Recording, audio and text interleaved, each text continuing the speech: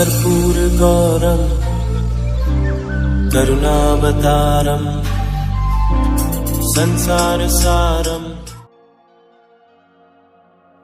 ओम शिवाय, जय माता दी। पुनः स्वागत है आप सभी का। प्यारे प्यारे हमारे वृषभ राशि के जातक, मई का महीना आरंभ हो चुका है। 1 से लेकर 31 तारीख तक आपके लिए क्या क्या शुभ फल लेके आया है, मूल समझ लीजिए। विषय यह है कि वृषभ राशि के प्यारे प्यारे जातक, जितना आप शुभता सोचकर बैठे हो उससे अधिक ही मिलेगा, लेकिन कुछ नियम और शर्तों के साथ और कुछ सावधानी बना के रखनी है।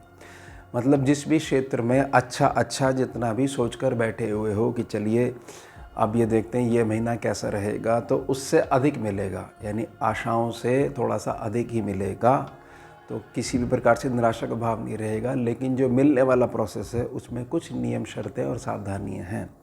पहले गोचर समझ लेते हैं, जो मुख्य हमारे ग्रह हैं उनका। बाकी तो सामान्य अपनी चाल में बने हुए हैं। सबसे पहले समझिए कि 15 तारीख तक सूर्य बाबा जो हैं वो उच्च प्रभावी रहेंगे मई में।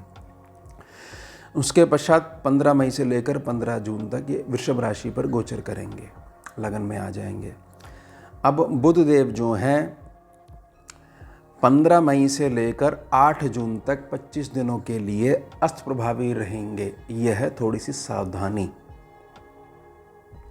शीत निद्रा में चले जाएंगे अस्त को, ऐसे समझ लीजिए। बहुत बड़ा मूव है 14 मई को बृहस्पति बाबा का 14 मई से लेकर 18 अक्टूबर 2025 तक यह मिथुन राशि पर बने रहेंगे और इनकी स्पीड बहुत तेज़ है, यानी अतिचारी हैं। इसका बहुत अधिक ध्यान बनाकर चलना है आप सभी को। राहु और केतु का बड़ा मेजर अपडेट है 18 महीने के पश्चात। 18 मई 2025 से लेकर 5 दिसंबर 2026 तक कुंभ राशि पर बने रहेंगे राहु देव, और सिंह राशि पर प्रभावी रहेंगे हमारे केतु बाबा। अब जितना सोचकर बैठे हो उससे अधिक मिलेगा, और कुछ नियम और शर्तों के साथ और कुछ सावधानी बना के रखनी है। वो आप प्रिकॉशंस को ध्यान में रखिएगा। जो मैंने बात कही है वह अटल है, वह कटने नहीं वाली है। सबसे पहले हम सूर्य की बात करेंगे, बहुत ध्यान से समझिएगा। सूर्य उच्च प्रभावी हैं, लेकिन 12th सेक्शन में बैठे हुए हैं।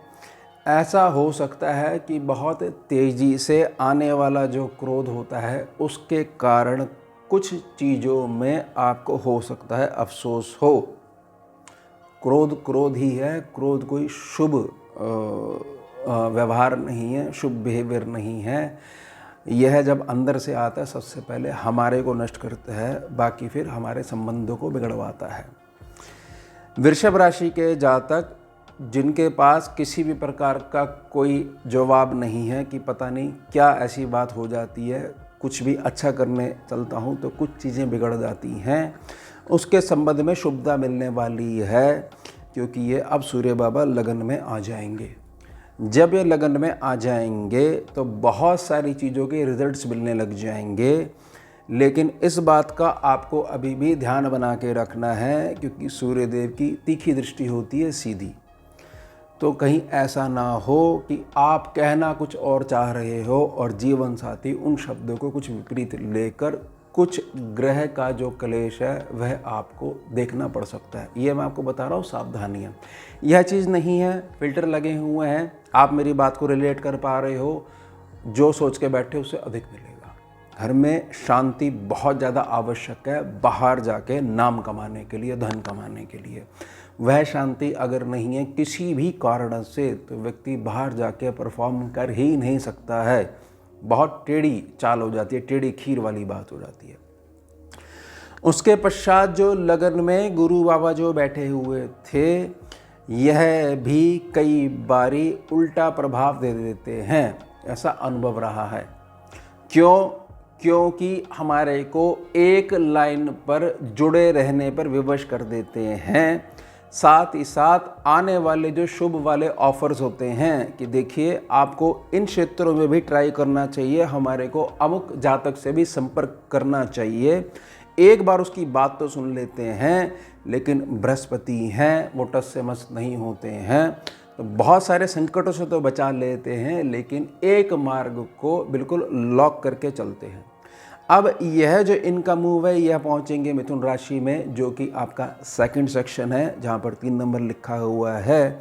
यहाँ पर भी आपको धन के संबंध में बहुत अधिक शुभता देखने को मिलेगी, लेकिन मेरी प्रार्थना रहेगी यहाँ पर इनका जो भार है वह कम नहीं होने वाला है। इस सेक्शन को, जैसे पहले सेक्शन को अपने भार से बृहस्पति ने दबाया, इस सेक्शन को भी दबाएंगे। एक सेक्शन को दबाने से होगा क्या, आपकी वाणी में निजता का भाव आने लग जाएगा। निजता का भाव यह है कि आपके शब्दों की जो तीक्ष्णता है उससे बहुत सारे जातक परेशान हो सकते हैं, और वो जातक होंगे आपके अपने परिवार के सदस्य। ऐसा हो सकता है, यह जो है एक संभावना डिस्कस कर रहा हूँ। तो उसके कारण से हो क्या सकता है, एक सीमित क्षेत्र तक आपको लॉक करके रख देंगे बृहस्पति देव, और कहीं ना कहीं ऐसे विचार आ सकते हैं कि इतना जो पैसा मेरे पास आ गया है, मुझे इससे आगे अधिक प्रयास ही नहीं करने हैं।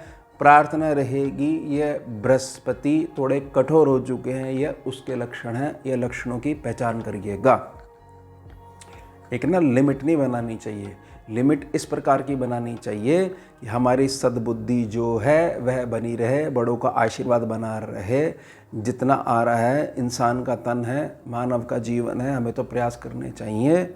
हम क्या करेंगे, हमने तो 4 रोटी ही खानी है। हम जो है दान करके इत्यादि पुण्य कमाकर जो है इसको और अधिक बढ़ाएंगे, जिससे आने वाली पीढ़ियाँ इसको भोग सके, ना कि एक जगह सिमट के रह जाएंगे। ये है सावधानियाँ। उसके पश्चात इस बात को बहुत अच्छे समझिएगा कि केतु अब आपके 4th सेक्शन में हैं और राहु आपके 10th सेक्शन में हैं। केतु जब भी 4th सेक्शन में होते हैं, ऐसा हो सकता है कि अगर विपरीत प्रभाव देने लग जाएंगे तो जातक कुछ घर की समस्याओं को लेकर पीड़ित बना रह सकता है, या अपने आप को एक क्षेत्र तक बांध सकता है कि मुझे किसी से कुछ लेना देना नहीं है, मुझे एक क्षेत्र तक सीमित बने रहना है। यह है सावधानियाँ। एक्चुअल में जो गणना है यह वह आपको समझाने का प्रयास कर रहा हूँ। इसको अगर ठीक बना के रखते हो, जैसे समझिए कि मान लीजिए आपको कोई वाहन लेना है, किसी प्रकार से वह वाहन लेने में कुछ समय जो है उसमें विलम्ब देखना पड़ रहा है, तो आपसे खाना ही नहीं खाया जा रहा है, क्योंकि आपकी सारी चेतना उस भौतिकता में लग गई है। समझे आप मेरी बात को? यह है केतु उल्टा जो प्रभाव देते हैं। ग्रह तो ग्रह ही है। अब इस बात को बहुत अच्छे समझिएगा कि यहाँ पर ये 4था सेक्शन है। कारक जो है चंद्रमा है। हर प्रकार से आपको अपने मन को और अवचेतन मन को, दोनों अलग होते हैं, संतुलित बना के रखना है। बहुत ज़्यादा कैलकुलेशंस में नहीं पड़ना है, संतुलित बना के रखोगे। केतु के जो एक्स्ट्रा एफर्ट्स हैं नेगेटिव वे में, वह कामयाब नहीं हो पाएगा।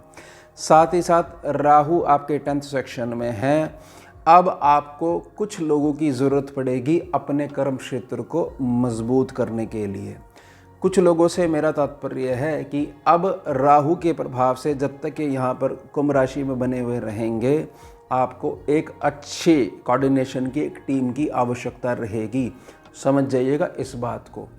अभी तक जो है 1 मैन आर्मी वाला जो कॉन्सेप्ट है वह चल रहा था, उसमें बहुत आशीर्वाद भी वृषभ राशि के जातकों को मिल रहा होगा, कोई डाउट नहीं है इसमें। बाकी तो सबकी अपनी अपनी निजी लगन कुंडली की मजबूती के आधार पर ही गणना करी जा सकती है। लेकिन अब आप अकेले नहीं चल सकते हो, राहु नहीं चलने देंगे, ध्यान रख लीजिएगा। तो ऐसा व्यवहार या ऐसा आपने संबंध नहीं बनाने हैं कि देखिए हम तो जंगल में बैठे हुए हैं, यहाँ कोई नहीं है, हम ही हमारे हैं। तो यह थोड़ी सी मानसिकता बदलनी पड़ेगी। कर्म क्षेत्र बहुत ज़्यादा चमकने लग जाएगा। और यह सेक्शन पे जो राहु बैठे हुए हैं, जो भी जातक जो है अभी तक किसी भी कारण से विदेश नहीं जा पाए, किसी प्रकार का वीज़ा जो है उनका उसमें बड़ी दिक्कत आ रही थी, राहु संतुलित करने से थोड़ा सा आपको उस क्षेत्रों में भी मदद मिलेगी। साथ ही साथ अब जो बुध बाबा जो अस्त हुए बैठे हैं, ये लाभ स्थान में अस्त हुए बैठे हैं।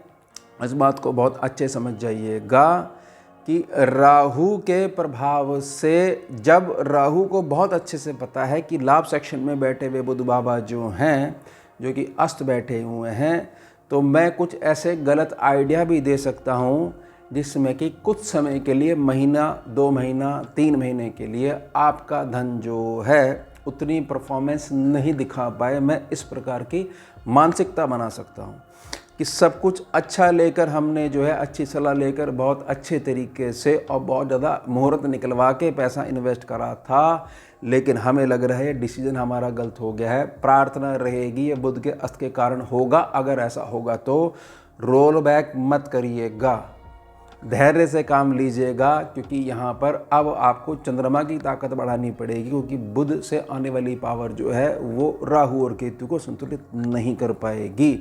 और प्रार्थना रहेगी जिन जातकों को ये लगता है कि राहु केतु ने तो सारे ग्रहों को घेर लिया है, एक मूल समझ लीजिए काल सर्प उसका दोष का या योग का। जब भी राहु और केतु किसी भी रूप में प्लैनेट्स को घेरेंगे, तब जातक को अपना लक्ष्य ढूंढने में परेशानी होती है कि मेरे लिए क्या चीज़ ठीक रहेगी। उस क्षेत्र को छोड़कर बाकी किसी क्षेत्र में जो ये घेर लेते हैं, काल सर्प बना देते हैं, कुछ भी नहीं होता है। सारी ऊपर सर के ऊपर से निकलने वाली बातें होती हैं। बहुत ध्यान से समझिएगा, अप्लाई करके देखिएगा। यह नहीं कि केवल एक ही कुंडली का अध्ययन करके आपने निकाल लिया कि भाई इसका मतलब तो ये होता है क्योंकि हमने अमुक विद्वान से सुना था, वह उनका अध्ययन रहा होगा। मैं जो स्कैनिंग विद्या को जो अनुभव बता रहा हूँ कि कैरियर के संबंध में चुनाव को लेकर, जैसे कि आप वाहन लेने गए, उदाहरण समझिए, अब घर से आप सोच के निकले थे कि हम सफ़ेद रंग का वाहन लेके आएंगे, लेकिन वहाँ पर आपको लाल रंग बहुत अच्छा लगने लग गया। अब आप कंफ्यूज हो, डिसीजन नहीं ले पा रहे हो, सफ़ेद ठीक रहेगा या लाल ठीक रहेगा। बस ये है राहु और केतु का घेरना। बहुत ध्यान से और बड़े गंभीरता से समझिएगा इस विषय को। उसके अलावा अपने मन से ना प्रकट करिएगा, चंद्रमा को संतुलित बना के रखिएगा, तो जितना सोच के बैठे हो आपकी आशा जो है उससे अधिक ही मिलेगा। तो ये हो गया हमारा विषय। मिलते हैं आपसे अगले भाग में नए विषय के साथ। जुड़िए और जोड़िए। ओम शिवा, जय माता। भुजगेन्द्रहारम् कर्पूरगौरं करुणावतारं